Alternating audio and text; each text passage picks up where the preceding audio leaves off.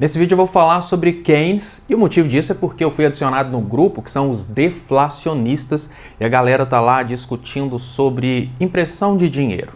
Bom, vou dar uma introdução aqui para vocês saberem do que eu vou falar porque é um vídeo um pouquinho longo. Eu vou falar sobre os memes que estão acontecendo na internet hoje, quero falar sobre o mito espalhado pelos austríacos e pela ideologia neoliberal, vou passar para a ideia da recessão do Animal Spirits, que foi o trabalho fundamental de Keynes. Depois eu vou falar um pouquinho sobre o estímulo de ponta e vou falar também sobre quem mandou imprimir dinheiro. Então vamos começar, né? Os memes.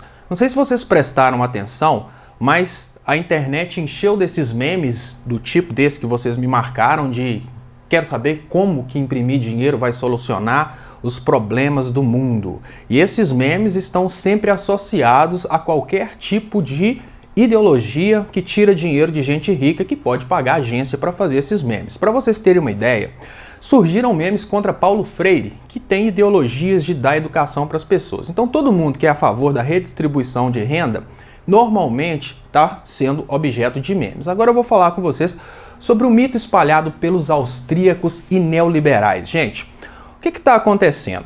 Existem, lógico, as pessoas que são formadas em economia, tiveram a oportunidade de estudar várias escolas de economia, isso é muito importante, porque hoje existe na internet aquela tendência de estudar só a escola austríaca, e a escola austríaca é digamos que uma corrente feita exatamente para conseguir colocar coisa na cabeça das pessoas. Ela não foi feita para ensinar a economia. Tanto é que ela não utiliza ferramentas econômicas, ela não utiliza otimização econômica. É um conhecimento bem superficial para as pessoas entenderem um pouquinho como refutar os problemas econômicos ao redor do mundo. Isso é muito interessante porque realmente as pessoas que no Brasil estudam normalmente microeconomia nas cadeiras de direito, administração, elas se acham conhecedoras de tudo. Então uma pessoa vai lá, faz um curso que não é economia, por exemplo, administração ou até direito, e estuda a introdução à economia, e depois ela vê aula de escola austríaca, ela fica maravilhada e acha que consegue solucionar todos os problemas do mundo a partir dessa ideia de equilíbrio de mercado e a expansão da fronteira da possibilidade de produção quando se abre o mercado para negociação com outros países. Isso é até muito interessante para os países de primeiro mundo, porque o que eles querem é exatamente os brasileiros aceitando essa ideologia neoliberal. Claro, gente, que quando a gente pega o mundo inteiro e abre o mercado do mundo inteiro na realidade que a gente está vivendo hoje, a produção mundial vai ser muito maior. O detalhe que eu quero perguntar para vocês com toda sinceridade é, será que para nós isso vai ser melhor? Porque a partir do momento em que o Brasil abre mão de ser um país industrializado, porque ele vai começar a trocar matéria-prima com os países de primeiro mundo, afinal de contas, essa é a ideia da expansão da fronteira de possibilidade de produção, os países que são mais produtivos vão concentrar naquilo que eles são mais produtivos. O Brasil não vai ser mais produtivo que a China e que os Estados Unidos em industrializados, então a gente vai concentrar na produção de produtos agrícolas, minerais, ou seja, extrativista. Será que isso é bom para nós, brasileiros? Porque se vocês prestarem atenção, é o produto que tem menor valor agregado. Vocês, como economistas, vão concordar com isso, né?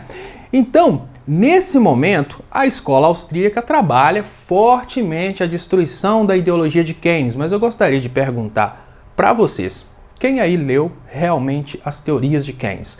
E eu gostaria de perguntar para vocês, quem aí leu realmente os keynesianos? Porque a gente tem visto muita coisa falar a respeito dos keynesianos, como se eles fossem uma religião, como se eles pregassem a impressão de dinheiro como solução de todos os problemas do mundo. Mas se a gente prestar atenção, hoje, como a gente tem o tal do dinheiro fiduciário, essa coisa de impressão de dinheiro já saiu de moda. O governo está tentando imprimir o dinheiro. O governo fica flexionando a quantidade que os bancos podem emprestar. Então, só para vocês terem uma ideia de como eles ainda estão vivendo o momento anterior da economia e estão criticando as falhas que aconteceram há muito tempo atrás, né? Hoje, as escolas que se baseiam na ideia de estímulo são os neo-keynesianos. Então, é muito estranho o pessoal ficar batendo nessa tecla de tentar queimar o filme dos keynesianos sem ler um keynesiano. Mas vamos falar agora sobre o que é realmente a teoria de Keynes, porque tá tão difícil explicar isso, porque antes de escutar qualquer explicação a respeito da teoria de Keynes, as pessoas já estão contaminadas com a ideia de que Keynes mandava imprimir dinheiro, Keynes mandava furar buraco e tampar depois. Não é bem assim. Vamos imaginar uma realidade em que a Inglaterra, por exemplo, estava vivendo uma recessão econômica e durante uma recessão econômica, os empresários, eles têm medo de investir. Vamos pensar, gente, você está vivendo uma realidade de deflação, que é até engraçado, né? O grupo chama deflacionistas. Você está vivendo uma realidade de deflação. A deflação normalmente acontece porque o povo não compra nada. Então, o empresário desespera e quer vender. O empresário começa a ofertar cada vez por um preço menor. Existe condição pior para investimento do que a deflação? Se você prestar atenção, vamos imaginar que você quer investir numa empresa para produzir hambúrguer. Aí o hambúrguer ontem estava custando R$10, mas hoje ele está 9. Você vai pensar, não vou investir nisso de jeito nenhum, que está caindo o preço. Nessa condição, o dinheiro particular trava, porque os empresários preferem deixar o dinheiro no banco do que tentar montar alguma coisa, porque os preços estão caindo. Então Keynes veio com essa ideia, né, de dar um estímulo na economia, porque aquilo que ele chamou de animal spirits, que é o espírito empreendedor das pessoas, estava morto, desmotivado por causa da crise econômica. Isso repetiu em 2008, as pessoas estavam lá todas com medo de investir, porque, de certa forma, ninguém sabia o que ia acontecer na economia. Nesse momento em que o povo começa a ficar desempregado, a atividade econômica num país começa a parar, porque o setor privado tem medo de investir, a tendência da economia é entrar cada vez mais no buraco, porque você imagina que os bancos param de emprestar um para o outro, os bancos param de emprestar para empresários de alto risco, que são aqueles que tentariam um investimento, e os empresários que têm muito dinheiro, eles preferem deixar o dinheiro deles parado do que investir na economia. Só que se vocês pararem para prestar atenção, o dinheiro é só uma representação de um valor que está sempre sendo produzido na sociedade. Eu duvido que alguma pessoa aí vai querer aceitar, na hora que você está morrendo de fome, você tem uma opção lá de aceitar ou um prato de comida ou então aceitar $1.000. Se você está morrendo de fome, você vai preferir o prato de comida do que $1.000, porque $1.000 não vale nada, gente. Ele só vale se alguém quiser aceitar. Então, nesse momento em que a atividade econômica para completamente, até o dinheiro perde valor. Então, qual foi a ideia de Keynes? A galera está toda desmotivada a produzir. Como é que a gente vai fazer para ter produção? O governo, né, que tem a administração do dinheiro público, afinal de contas, a crítica maior é que o governo não produz nada e o governo fica gastando. Tudo bem, mas se a atividade econômica parou, alguma coisa precisa ser feita pela coletividade. A coletividade, representada pelo governo, começa a criar atividade econômica. Então veio um exemplo de Keynes, que os austríacos utilizam muito para meter o pau, que eles falam que é uma forma de jogar dinheiro fora, e jogar dinheiro fora você não imprime dinheiro.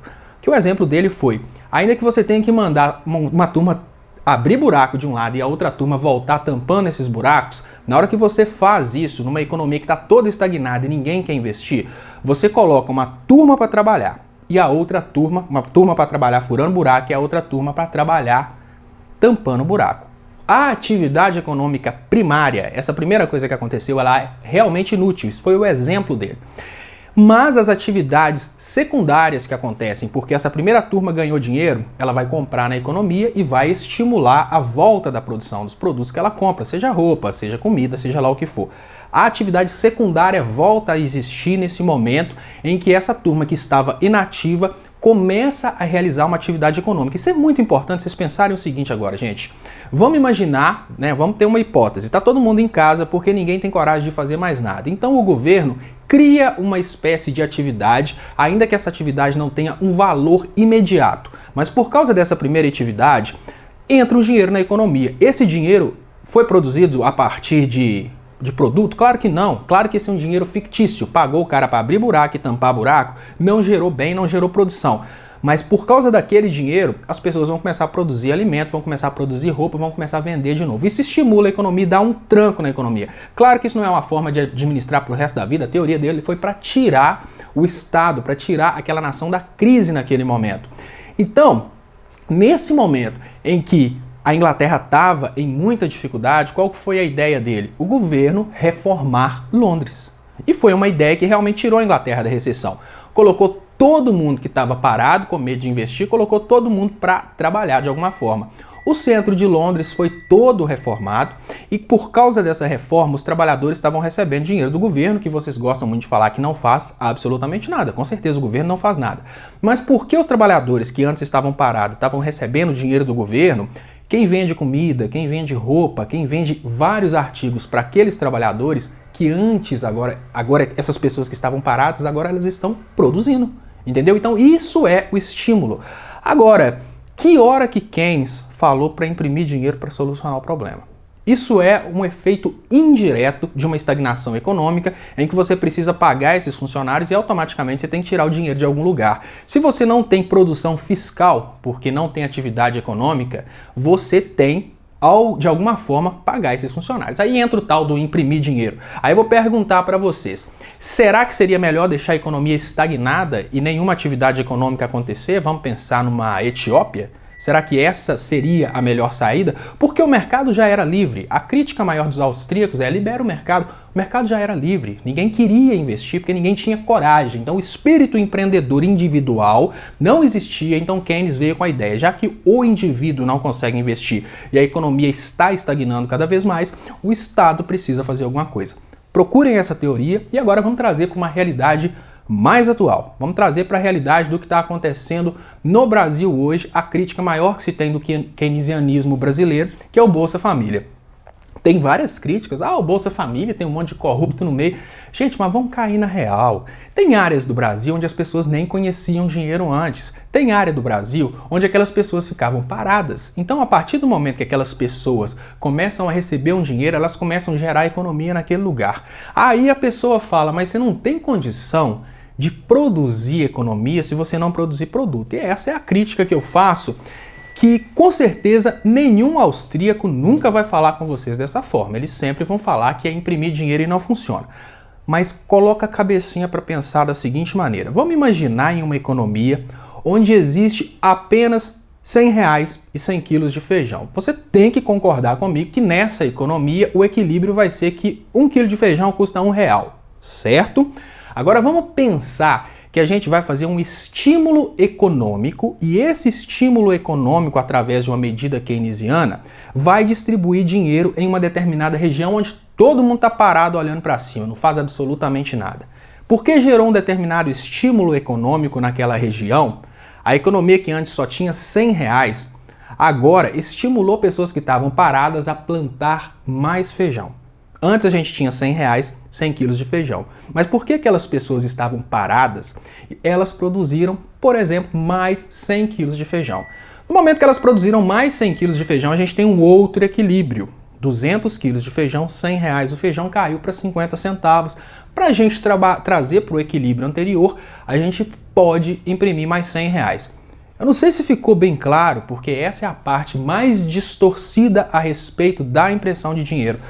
O estímulo econômico, ele não trabalha com a ideia de você imprimir o dinheiro e esse dinheiro que foi impresso passa a ter um valor de uma hora para outra. Claro que não, gente. A quantidade de dinheiro no mercado se equilibra com a quantidade de produto, mas o estímulo está exatamente em incentivar o aumento da produtividade através do aumento de dinheiro. Claro que é uma coisa que vai no sentido oposto. Então vamos imaginar, vamos trazer para a realidade.